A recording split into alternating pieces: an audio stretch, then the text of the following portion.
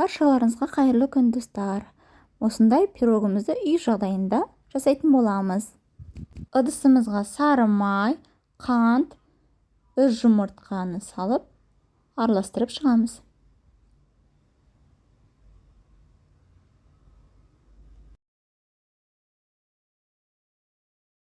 Міне дайын болған массамызға енді ұн және қопсытқыш қосамыз. Міне енді өйстіп араластырып, осы арқылы тесто шығаратын боламыз. Міне тестамыз дайын болды. Енді осы массамызға творог, қант, бір жұмыртқа және 2 ас қасық сметана қосатын боламыз.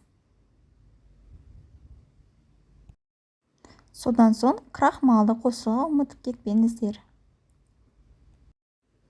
Енді миксердің көмегімен немесе қасықтың көмегімен осылай араластырып шығасыздар. Мен қасықтың көмегімен істедім. Миксерлеріңіз болса, миксермен ақ істесеңіздер болады. Содан кейін макымызды қосып араластырып шығамыз. Міне пирогымыз дайын. 180 градусқа 30-35 минутқа қоямыз.